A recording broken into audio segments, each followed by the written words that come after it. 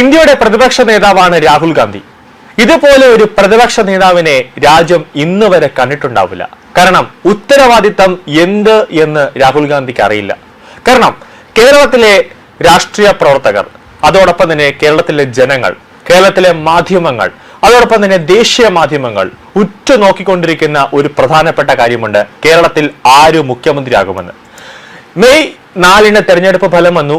അതിനുശേഷം മുതൽ ഡൽഹിയിലെ ഹൈക്കമാൻഡിൽ രാവിലെ സൂര്യൻ ഉദിക്കുന്നത് മുതൽ അർദ്ധരാത്രി വരെ ഇങ്ങനെ ചർച്ചകൾ നടന്നുകൊണ്ടിരിക്കുകയാണ്. എന്നിട്ടും ഇതുവരെ ഒരു മുഖ്യമന്ത്രിയെ കണ്ടെത്താൻ രാഹുൽ ഗാന്ധിക്കോ സോണിയയ്ക്കോ കഴിഞ്ഞിട്ടില്ല. എല്ലാവരെയും ഞെട്ടിച്ചുകൊണ്ടൊരു സംഭവം രാഹുൽ ഗാന്ധി ചെയ്തു. തമിഴ്നാടിൽ TVK തമിഴകം വെട്രിക്കഴകം എന്ന വിജയുടെ പാർട്ടി സത്യപ്രതിജ്ഞ ചെയ്യുന്ന സമയത്ത് രാഹുൽ ഗാന്ധി അവിടെ ചെന്ന് നിൽക്കുന്നു. ഇതാണ് നേരത്തെ പറഞ്ഞത്, എന്ത് ഉത്തരവാദിത്വമുണ്ട് ഈ കോൺഗ്രസ് എന്ന പ്രസ്ഥാനത്തിന്റെ അമരക്കാരനായിട്ട് ആ കസേരയിൽ ഇരിക്കുന്ന രാഹുൽ ഗാന്ധിക്ക്. പൊളിറ്റിക്സ് എന്തെന്നറിഞ്ഞൂടാത്ത 24 മണിക്കൂറും പ്രധാനമന്ത്രി കസേര സ്വപ്നം കണ്ടുകൊണ്ടിരിക്കുന്ന നട്ടലില്ലാത്ത ഒരു പ്രതിപക്ഷ നേതാവാണ് നമ്മുടെ കോൺഗ്രസിനുള്ള ഈ രാഹുൽ ഗാന്ധി എന്ന് പറഞ്ഞത്. കൂടാതെ ഇയാളുടെ അമ്മ സോണിയാഗാന്ധിയും.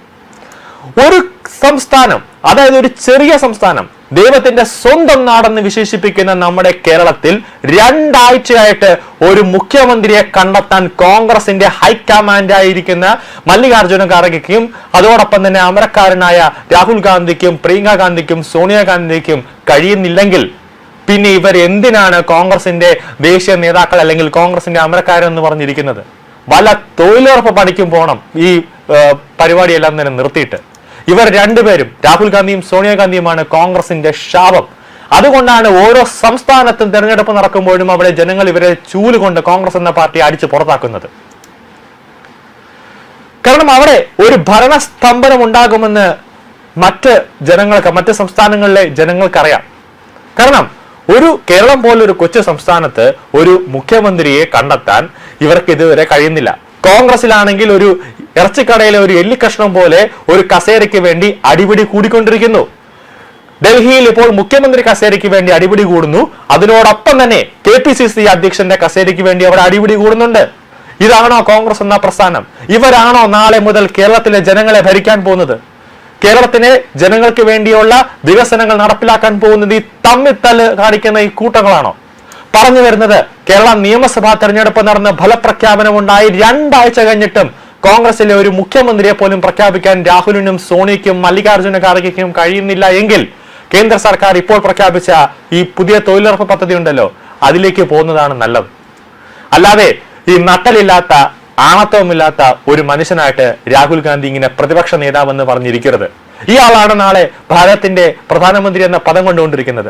വിത്തിൻ സെക്കൻഡ് അല്ലെങ്കിൽ 2 ദിവസം കൂടിപ്പോയാൽ 3 ദിവസം കൊണ്ട് ഒരു ഡിസിഷൻ എടുക്കേണ്ട ഒരു പ്രതിപക്ഷ നേതാവ് അല്ലെങ്കിൽ ഒരു കോൺഗ്രസ് എന്ന ഒരു പ്രധാന പാർട്ടിയുടെ ഒരു പ്രധാന വ്യക്തി.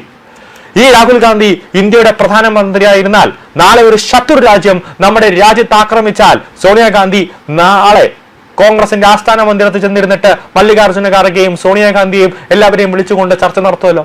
അന്ന് മുംബൈ ഭീകരാക്രമണം ഉണ്ടായിരുന്ന സമയത്ത് അന്ന് പട്ടാളത്തിലെ ഓരോ മേധാവിമാർ, കര, നാവിക, വ്യോമ സേനാംഗങ്ങൾ, അതിലെ മേധാവിമാർ പല പ്രാവശ്യം ചോദിച്ചതാണ് മൻമോഹൻ സിംഗിനോട്, തിരിച്ചടിക്കട്ടെ എന്ന്. അപ്പോൾ അന്ന് മൻമോഹൻ സിംഗ് പറഞ്ഞത്, ചോദിച്ചിട്ട് പറയാം, സോണിയാഗാന്ധിജി സെ ബാത് കർക്കെ ഹം കഹൂംഗ എന്നാണ് പറഞ്ഞത്. അതായത് മൻമോഹൻ സിംഗിനെ മുൻനിർത്തിക്കൊണ്ട് 10 വർഷം രാജ്യം ഭരിച്ച് കുട്ടിച്ചോറാക്കിയ സോണിയാഗാന്ധി. അതിന്റെ എല്ലാത്തിന്റെയും ഒരു തീർപ്പാണ് ഭാരതത്തിൽ നട്ടലുള്ള ആണത്വമുള്ള ഒരു പ്രധാനമന്ത്രി നരേന്ദ്രമോദി ഇന്ത്യയിലേക്ക് വന്നപ്പോൾ ആ പട്ടാള മേധാവിമാർക്ക് പാകിസ്ഥാൻ ഇന്ത്യയിലേക്ക് കാല് കുത്തിയപ്പോൾ മോദി പറഞ്ഞത്, കേറി അടിച്ചോളൂ, ബാക്കി വരുന്നതൊക്കെ ഞാൻ നോക്കിക്കൊള്ളാമെന്ന്. അതാണ് ആണത്വം, അതാണ് നട്ടല്. അല്ലാതെ രാഹുൽ ഗാന്ധിയെ പോലെ നട്ടലും ആണത്വവും ഒക്കെ എവിടെയെങ്കിലും കൊണ്ട് പണയം വെച്ചിട്ടിരിക്കുന്നതല്ല, ഏതെങ്കിലും വിദേശ രാജ്യത്തെ പബ്ബുകളിൽ ചെന്ന് പണയം വെച്ചിട്ടിരിക്കുന്നതല്ല ഒരു ആണത്വം എന്ന് പറയുന്നത്. നരേന്ദ്രമോദിയെ കണ്ടുപിടിക്കണം. അതാണ് കോൺഗ്രസും BJPയും തമ്മിലുള്ള ഒരു വ്യത്യാസം എന്ന് പറയുന്നത്.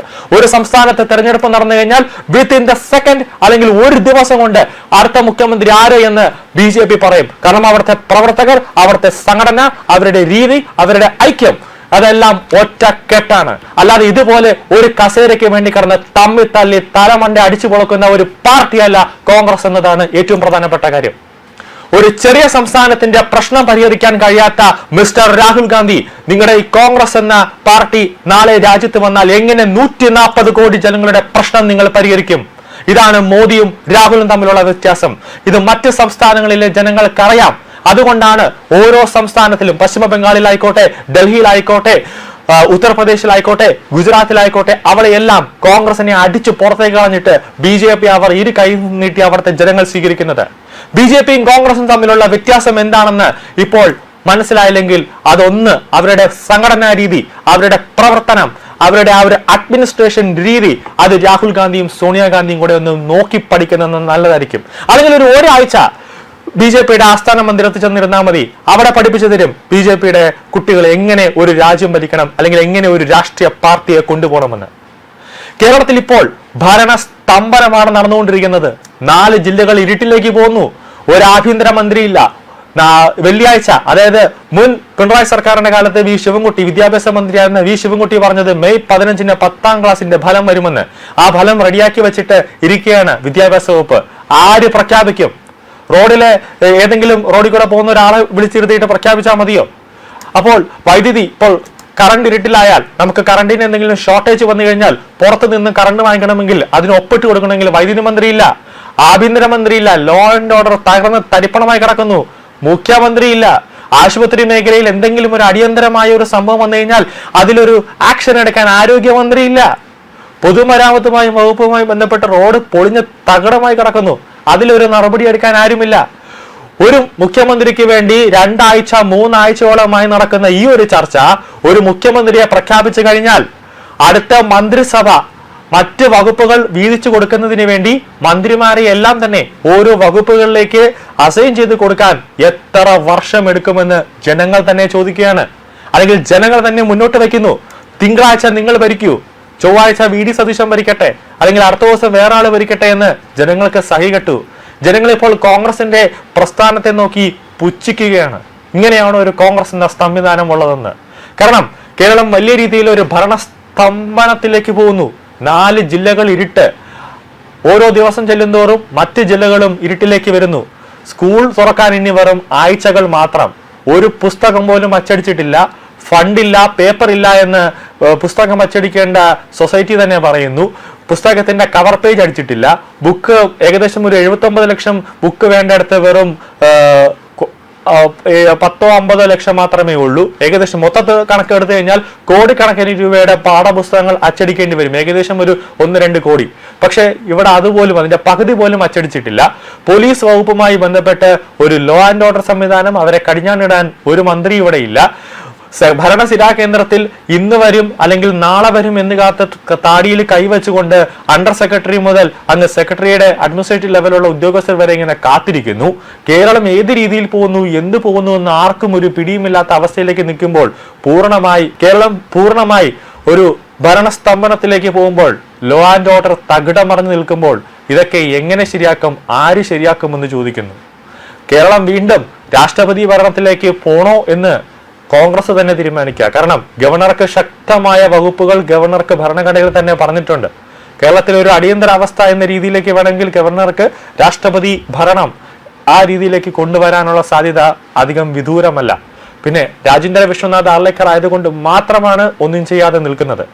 പശ്ചിമ ബംഗാൾ ഗവർണറായിരുന്ന RN രവി ആയിരുന്നുവെങ്കിൽ എപ്പോഴേ തന്നെ അദ്ദേഹം ഒരു ശക്തമായ ഒരു തീരുമാനം എടുക്കുമായിരുന്നു.